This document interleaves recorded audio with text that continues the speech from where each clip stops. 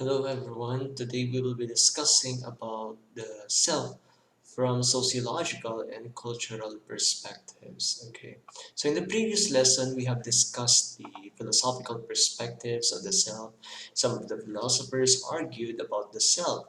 Some of them believe about dualism and dependent of the concept of the body and the soul. There are also perspectives where there is no such thing as the self. So it is either your consciousness, your experience, behavior, and subjectivity that compose of who we are. That is our lessons in the past, okay? In the previous lesson about the philosophical perspective. Now, we are going to learn about the sociological perspective, basically on how you are being defined by those individuals around you. It can be your family members, it can be your siblings, your church mates, or any other individuals who really affected you in a group. Okay, so basically, your our lesson for today is about how our groups really affected us. So for example, in a home setting, your parents, your siblings might affect the way you behave inside the home or inside a classroom or inside a church. So basically, these individuals tend to affect the way you perceive also the future or others as well. Okay, so this is an activity. Can you identify at least three individuals, for example, that really affected the way you see the future, the way you see the world, okay, or any situation or any event that really affected the way you behave right now, or the environment that you are in, or other factors such as your practice in the church or practice inside the home that really reflect your character, that really reflect the way you behave, the way you're thinking, the way you feel about others as well. So this is just an activity if you want to answer it. Now, we have the definition of about sociology. So basically, sociology is an attempt of the science to how our membership as an individual being affected by the group that we are associated with. Now we will be discussing about different factors or different theories about the self in sociological perspectives. We have Carl Rogers, George Mead about his social self, and we also have Charles Cooley about his looking glass self or the social interaction. So we also have Henry Tajfel in his social identity theory. Okay. Now, we proceed with Carl Rogers. Carl Rogers is a humanistic psychologist. So that means he is accepting your good and your bad sides. So he is not judging you the way you are. And these factors really affect the way he practice psychology and psychotherapy in general. Now, we have self-concept. According to Carl Rogers, your self-concept is divided into three parts.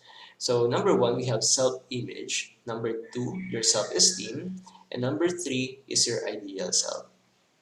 Now let us discuss this one by one. So basically, self-image is the view you have of the self, and including your influence of your body image to your inner personality.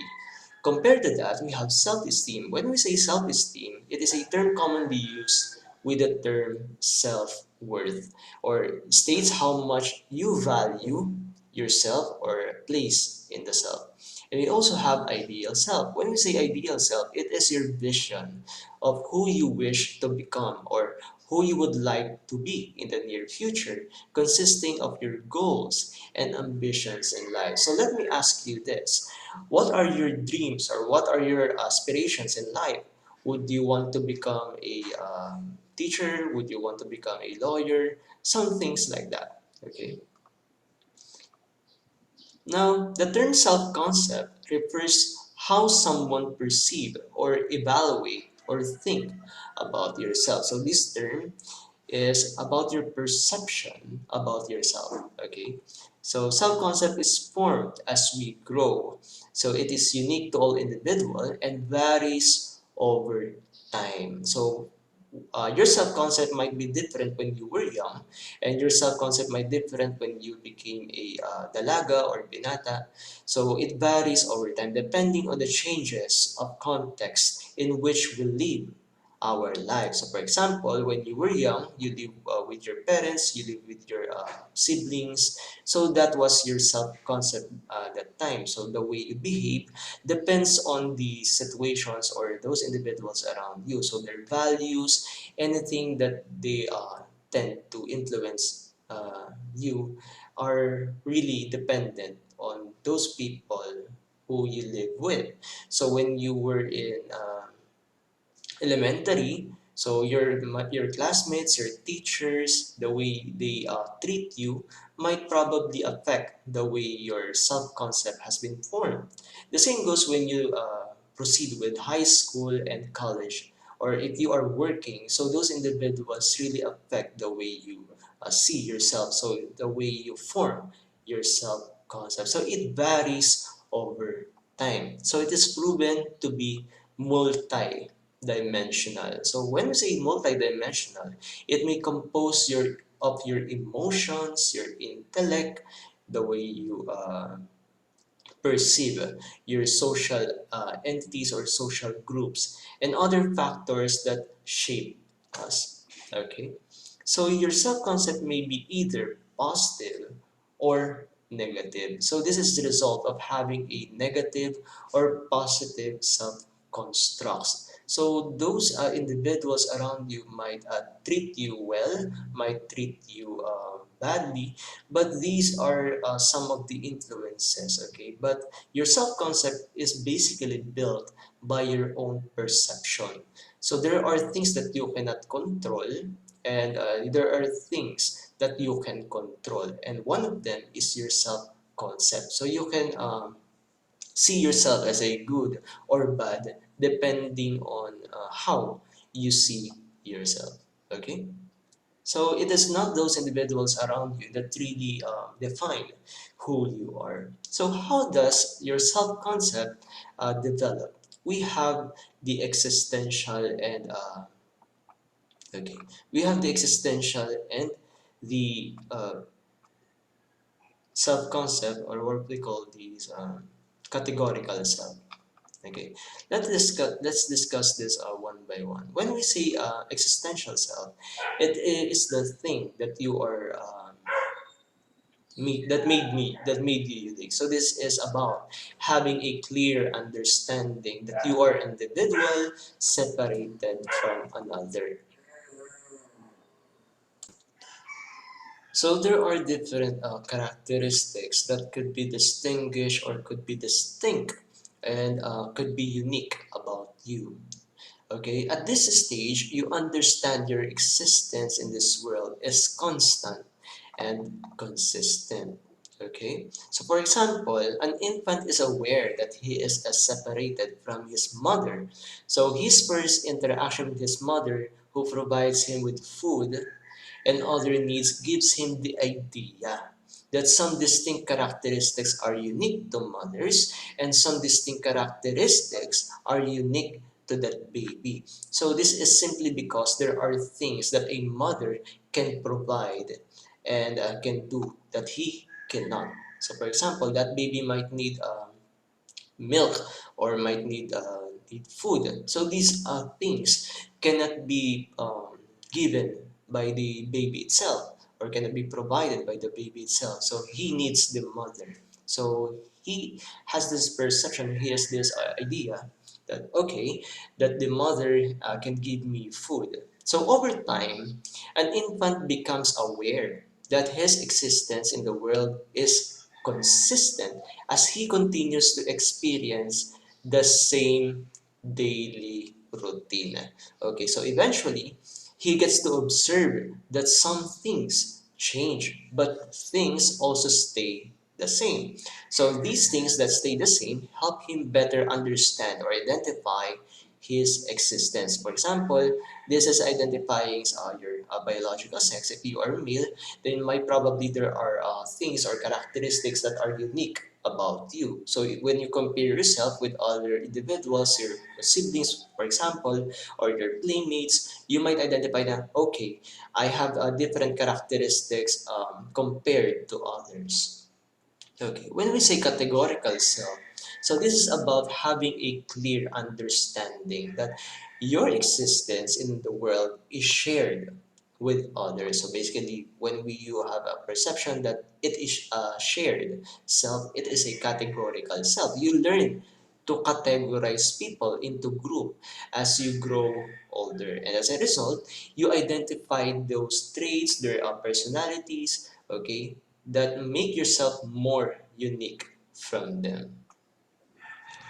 And we have, as an infant grows, he becomes more aware of his surroundings and identify other separate individuals aside from his mother. So from identifying his biological sex, he then gets to understand that there is another biological sex. For example, if you are a male, you might identify others as a female. Okay, so with this, he starts to classify things into different categories. Okay, so these are the groups of males, these are the groups of females, these are the groups of parents, these are the groups of teachers, these are the groups of other religions. So things like that. So you have this concept that there are different categories. Okay. So in your existent self again, you might think that you are separated from others, you are distinct, you are having this consistent factors or different various characteristics that are unique about you. When we say categorical self, you are trying to categorize there are certain groups around you. Okay. Now let us discuss George Mead. George Mead focused on the study of the self that emerged from social interactions. So according to his theory, there are three stages of self-development. We have the preparatory stage, the play stage, and the game stage. According to him, he developed a theory about how the social self develops over the course of childhood. So an infant know that okay, the term I, but through social interaction they learn about me and other. Let's discuss that later on. Then they develop the concept of the generalized other, which allows them to apply norms and behaviors learned in specific situations or to new situations. For example, there are situations inside the home that are not be applicable with that school or not be applicable with church or not applicable with your group, certain group of friends. So this is the things that we have to consider with George Mead. So we also have different others. We have the significant other and generalized other. Okay.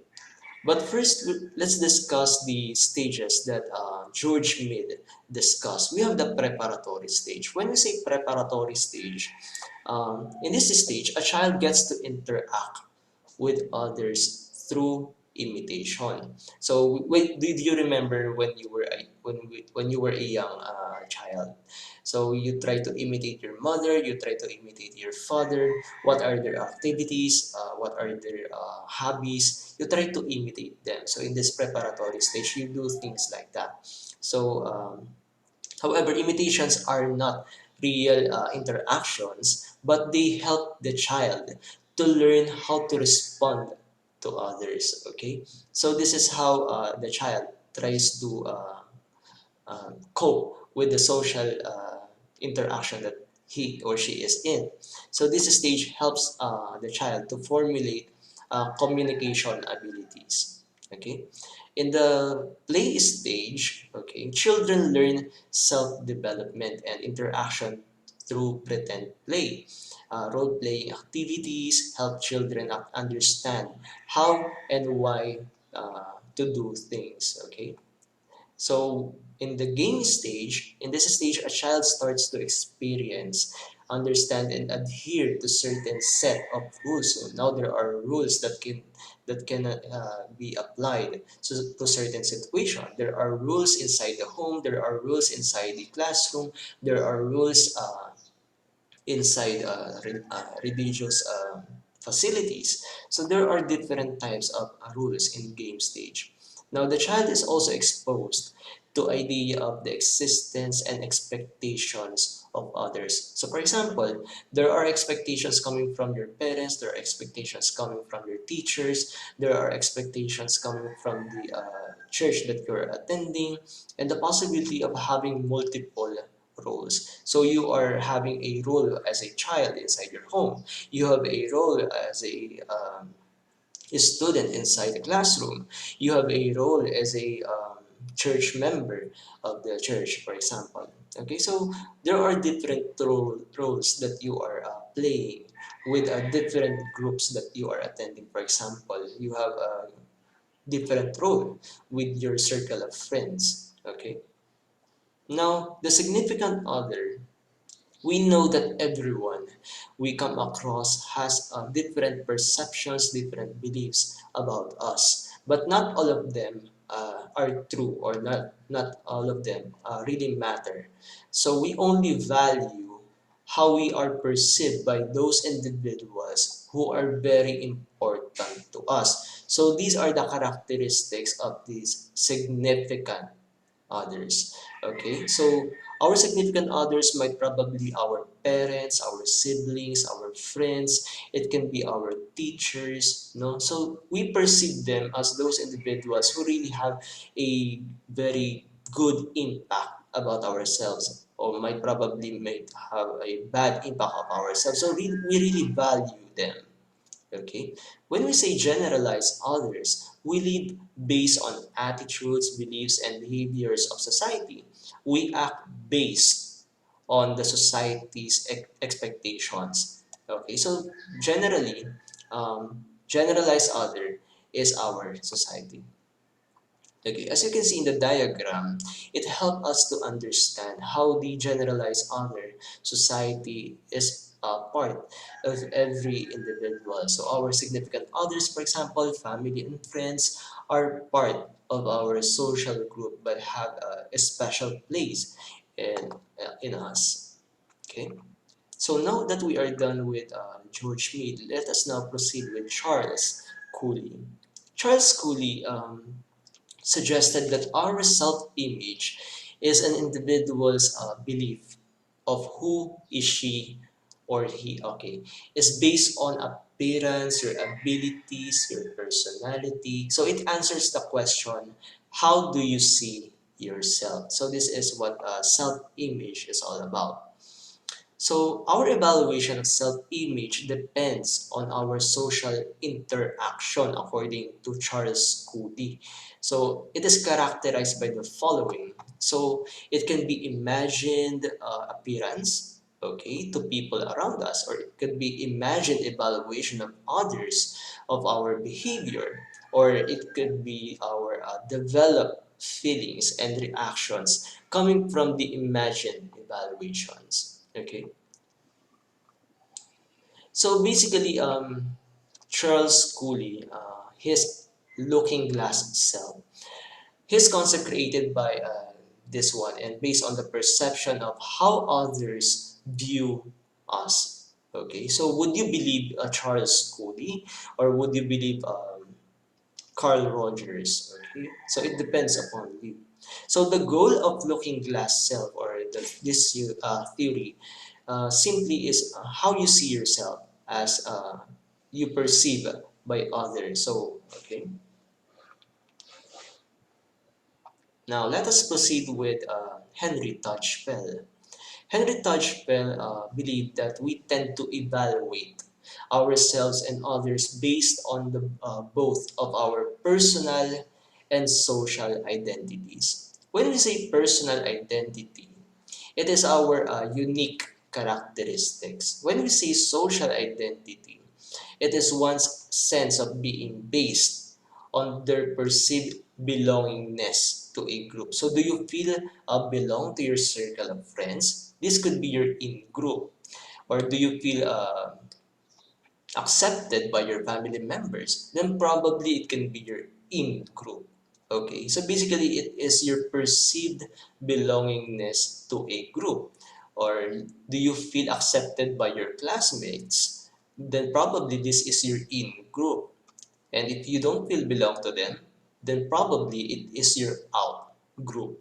All right, so that makes sense. So to enhance our self-image, according to Henry Tudgell, we try to enhance not only our personal identities. So for example, you want to graduate in school, you want to have set of skills, you want to be good at something. So this is how you improve your self-image, but also the position of the groups we belong to. So for example, you try to evaluate your group. So you try to to belong with certain groups who are in who are good with academic performance. Okay.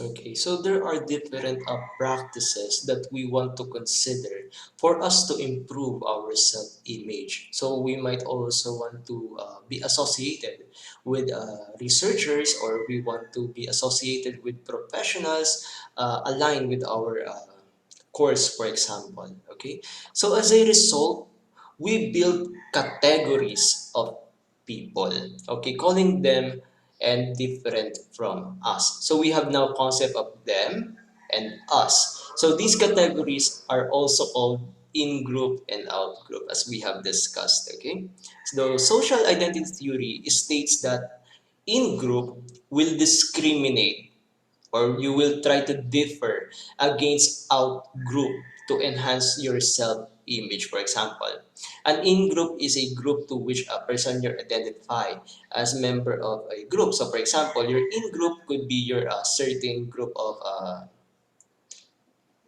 program mates or classmates. For example, you are in a course, for example, you are a group of psychology majors, then you will try to identify what are your characteristics compared with human resource majors, or you want to differentiate your characteristics with other business related courses. So this is how in-group and out-group works. So out-group again is social group with which an individual does not identify him or herself with. Okay, so these are how we differentiate with others, according to Henry Tudgell. So also, we have stereotyping. When we say stereotyping, if you are familiar with this one, it is an act of putting people into categories based on all humans' natural tendency to group things together. Okay, so however, this could be dangerous and is actually the root of what we call prejudice and racism. When we say racism, it is grouping of people based on their skin color, based on their physical characteristics and all. In this course of history, racism resulted to war, slavery, genocide. If you are familiar with World War, okay, if you are familiar with genocide of Nazi, so try to reflect what are those history which tend to reflect on how stereotyping and how racism occurred in the race of the human race. Okay, so this is how really affected. Okay, this is how we really being affected by in-group and out-group, or how we try to identify ourselves with certain groups. Okay, so this is how the self-concept develop. So we have a social categorization, we have social identification, and also we have social comparison. First, you have to categorize yourself on which group you belong to. And then later on, you will try to identify your role as part of that group. And then you try to compare later on your group with other group. Okay, so this is how we rationalize things that are occurring in our daily lives. So you might probably not aware that you are trying to compare with others, you are trying to compare yourself with your siblings, you are trying to compare yourself with your friends, you are trying to compare yourself with the practice of religion with others, okay, you are trying to compare yourself with others, okay. Basically, this is how social identity works, okay. And also there are influences, of course, when it comes to social identity. Now we have imitation as reference group and other roles. When we say imitation, for example, children try to imitate their parents, or children try to imitate their teachers, or children try to imitate those individuals they watch on YouTube or other social media platforms. Okay, so around them, due to their limited knowledge of the world, so probably they are trying to imitate them because they are still limited of their knowledge. Okay, so a lot of what we learn at our young age is from others. So we try to admit this one, that we are just imitating our parents, we are just imitating the expect, or we're just being guided by those individuals around us. And also have reference group. When we say reference group, it is a group we refer to as influencers of our beliefs. So it could be your family members, it could be your church mates, it could be church leaders, it could be your teachers, or other professionals that really affect the way you perceive the world or the way you perceive your future. So the moment the person grows, ready to make decisions, he or she can now choose which group he or she wants to belong to. Okay. So there are roles, okay. In reference group, the accepted appropriate standards of behavior are being acknowledged, gives order to society, for example. So it is very inevitable, or it is unavoidable to compare yourself with others. There is nothing wrong with that, okay? For as long as there is no harm being inflicted with others, the society is set as a favorable, or okay, favorable one. So a person wants to get approved by this group in order to achieve acceptance. All right. So I think this concludes our discussion for this day.